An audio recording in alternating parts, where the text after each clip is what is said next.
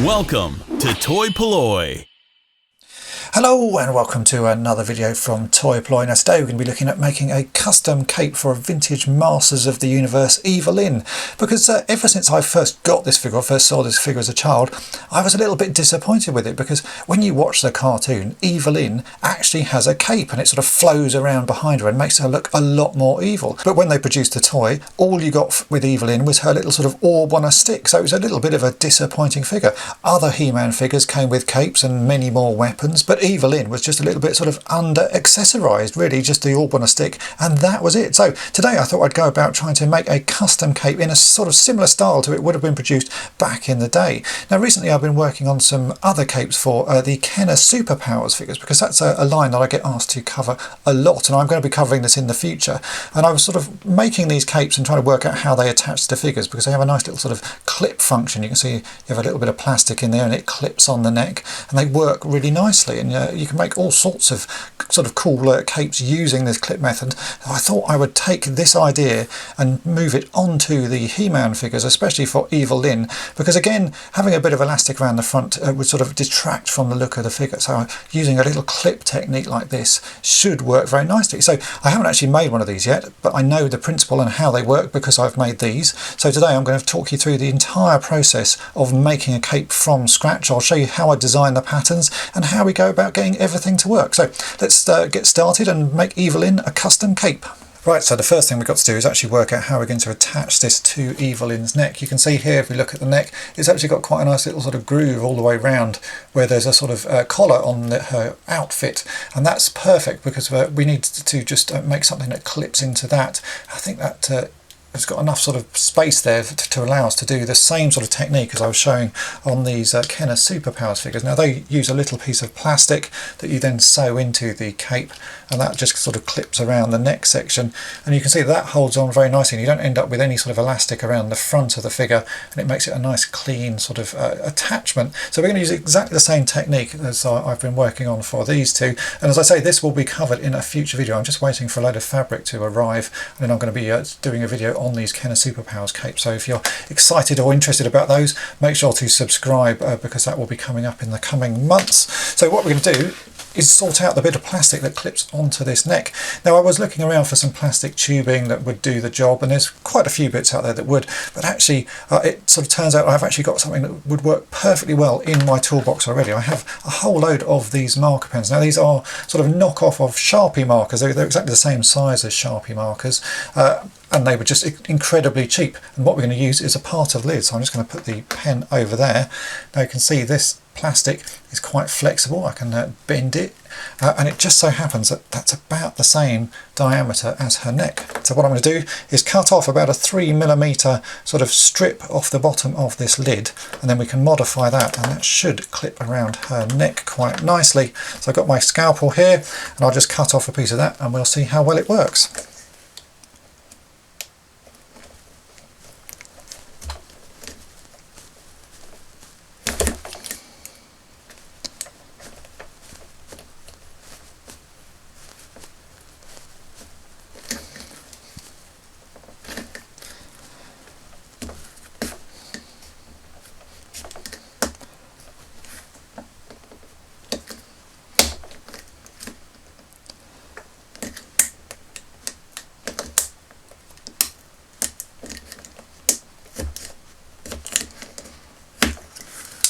Okay, so here is a sort of very rough 3mm piece. It doesn't actually need to be neat because this will be hidden inside the fabric cape once we come to make that. I just want to check that this clips around her neck. And you can see that does clip around quite nicely. It could do with being a little bit thinner and a little bit shorter, but that is fine. We can just make a few little modifications. I'll just trim off these ends. Like so. So we've now got a sort of C shape. Let's see how that fits. Yeah, that's looking pretty good. You can see that goes right around the neck and holds in place quite nicely. I might just trim it down a bit just to make it a little bit thinner, maybe take a tad more off each end. But I think that is going to work, and that's going to be the basis of how this cape is held in place. So I'll just trim off one tiny bit more, and then I'm going to thin this down. I'm just using plastic nippers, it's easier than a scalpel. just to thin this down a little bit more. Got much more control.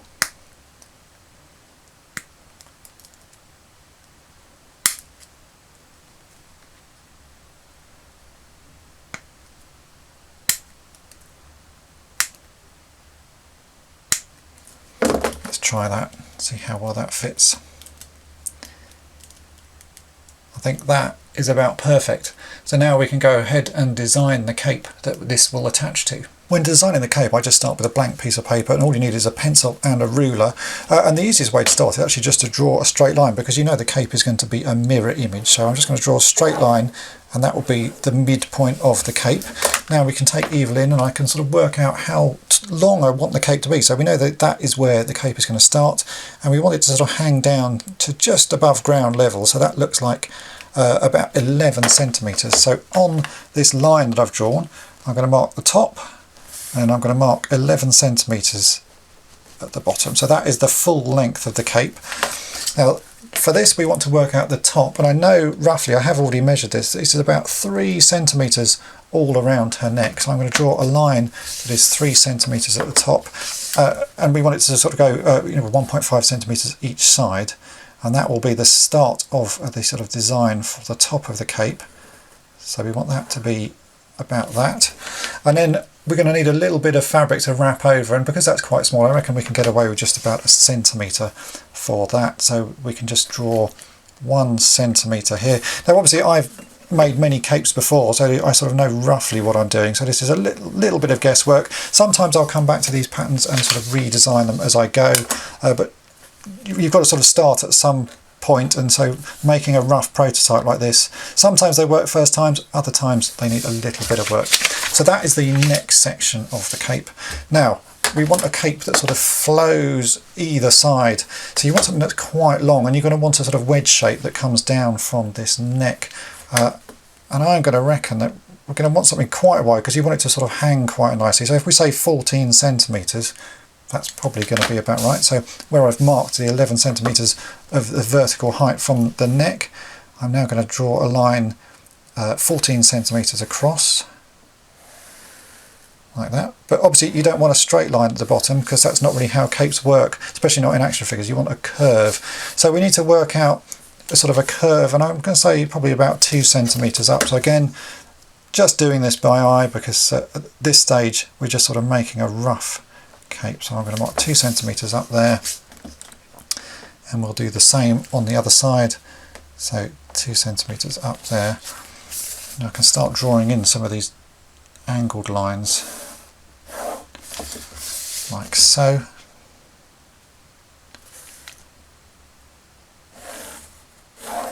So that's the sort of top shape of the cape done, and now we need a curve here. I could get a sort of a curve to copy, but actually I find just doing these freehand is sometimes easy enough, especially when you're sort of just making a prototype. You can just sort of wing it a little bit, I suppose. It doesn't have to be perfect. Once I've got this working, I generally then take these files into Photoshop, and I can sort of tidy everything up. I think something like that, starting to look right. That's actually a little bit pointy, that curve, so I'm going to just add a little bit more curve to that.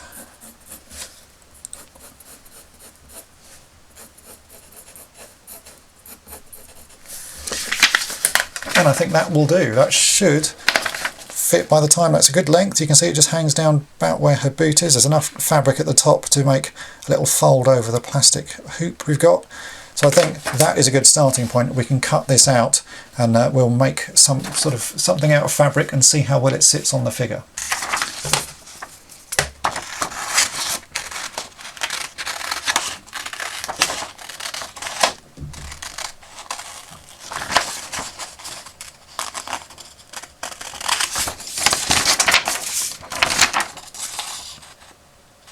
Now, a useful little trick when cutting out this curve, because as I said I've done it freehand, to make sure that both sides are exactly the same, is actually just to fold this pattern in half, because we know it's going to be a mirror image, and I've got that line down the middle where I've already sort of marked. If we fold it in half, I can then just cut one of these curves, you can see, like this, and it will cut both together, so they will be exactly the same, and that we know that when we come and cut the fabric they will be as close as they can be. So I'll just cut that like that, open it up, and there we go. We've got the curve matching on either side, so you can see how off my curves were sort of being hand drawn, but that doesn't matter. It's the end result that you worry about. This is just a prototype at this stage. Now we have the pattern, we can go about and cut it out of some fabric. I'm going to be using some toy knit fabric, which you've seen me use before. This actually goes under many names. You can find it if you look for brushed knit fabric or sort of velvet knit fabric. It's a polyester mix, so it's really sort of just matches the old style of the materials they would have used sort of back in the day when they were making the figures. I've now found a source for this, which you can get on a website called AliExpress, and I'll put a link to that in the description. I have just ordered a load for the Kenner Superpowers project, as I mentioned earlier, so I'm just waiting for that to arrive, but it seems fairly cheap, so I will put a link to that in the description. So now we have the pattern anyway. I'm just going to grab some pins here and pin this onto the fabric so that we can cut it out. I would normally sort of use double-sided tape, but as this is a prototype, I find pinning it works just as well, because I'm just sort of roughing out my sort of final designs at this stage, and you can just sort of pin these quite quickly and quite easily, and we can still cut the pattern out quite neatly. I just find the double-sided tape sort of makes everything an awful lot easier and nothing moves around, but this works just as well, and this is how I guess sort of people who actually work with fabric do it generally anyway. So we'll pin this on and then we can cut it out and start sewing it together.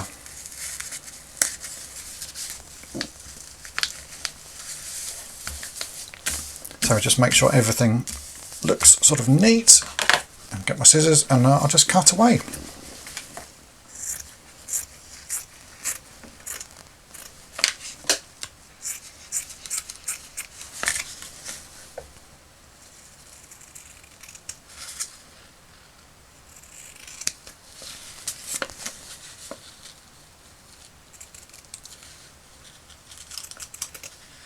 With the cape pattern cut out, we can now make a little pocket at the top, which is where we're going to thread through that piece of the pen top. So I'm just going to fold over the top part of the fabric. You can see here I'm going to fold it over by about a centimetre, slightly under that, and then just sew a line along the bottom of it, and then we can thread the bit of pen through it. I think that should make quite a nice sort of looking cape. This fabric has two obvious sides, so we've got the brushed side here and then the inside, so obviously you've got to fold it over onto the inside like so. I have a needle and thread here off to the side of the camera. I'm just going to get sewing, so I'm just going to sew quickly along this line, and then we can thread the pen top in and see how well this works.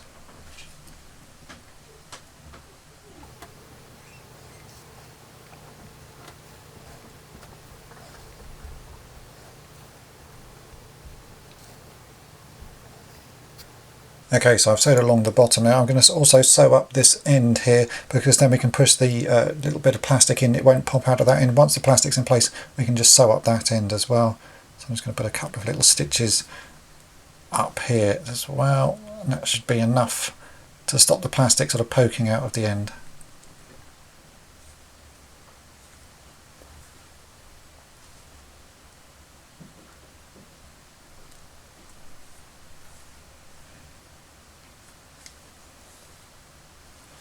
Here's the little piece of pen, so we can just push that into the pocket we've made there at the top of the cape. Just push that round.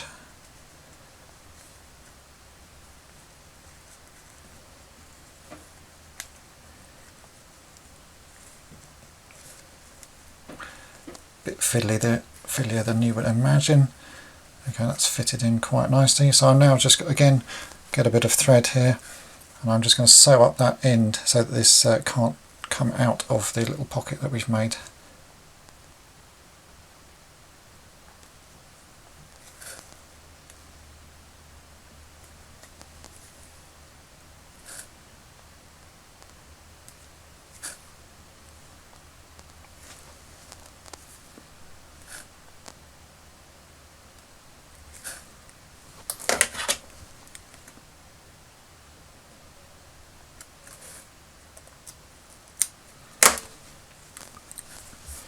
And there we have it. That is the cape with the little piece of plastic embedded in it. So let's try this on Evil-Lyn and see how well it works. So here is Evil-Lyn, and here is the cape. Let's just see how well that clips onto her neck there. So we just clip that around, and you can see that holds on pretty firmly and clips right in place, and that does look like quite a good length. It's not too long. I didn't want it to be sort of dragging on the floor. You can see that hangs down quite nicely, so that's actually worked really well, and is a nice little addition to this Evil-Lyn figure. I always thought it was just a little bit too plain without something, and a simple cape like that really sort of makes it look sort of more like a finished figure. I've actually already made another one because I did think this would work, so I've made one out of a sort of pleather type material. Now if you've watched some of my previous restorations, you'll have seen me make a pauldron for a 12-inch vintage Star Wars Stormtrooper figure, and I bought a very cheap skirt off eBay made out of this sort of fake pleather. It's got a little bit of a sort of suede finish on the inside, and then the outside is this sort of pleather, and I've made exactly the same cape using the sort of pattern that you saw me make there. So I can just clip this cape on the same as the fabric one, and you can see that works quite nice. It's just a bit more of a weight to it and a little bit of a shine. I think I prefer this one just because this looks more like what I would expect to have been made back in the day, but this one certainly works quite well as well, gives it just a sort of different feel to the overall look of Evil-Lyn. And here we have the two figures. So you can see on the left is the one made with the pleather, and the one on the right is made with the toy knit fabric. Now I have found a much more reliable supplier of that, so I will put a link in the description of where you can get this toy knit fabric. But you can see it does make a big difference to Evil-Lyn overall. I think it's much nicer when she's got a cape on, and I'm actually going to be displaying both of these in my collection here with the cape in place. I think Mattel should have done this back in the day, and it's a shame that they didn't. Now if you don't want to go through all of the sort of the effort of designing the cape, I have made a version of the pattern available, and you can download that from toy-polloi.com, so you don't have to go through all of the process that I've shown you today. But I just thought it'd be interesting for those people who want to see how I make the capes to see the full process. Now I do need to say a big thank you to Bryn Smith and also Anthony Williams from the Grayskull Masters of the Universe Facebook page, because they both helped me out finding staffs for my Evil-Lyn figures. I like to try and show the figures as complete as I can. I was missing staffs for both of these, so thanks to those guys for sorting me out. And do check out the Masters of the Universe the Grayskull Facebook page, because it's a very good source of parts and pieces if you're trying to complete your collection. They're really nice guys on there, so do go and check that out. And if you've enjoyed this video, make sure to click the subscribe button and hit the bell to be notified every time I upload a new video. And thanks for watching. Thanks for watching toy-polloi. Subscribe for more great videos. You can also follow toy-polloi on Twitter, Facebook, and Instagram.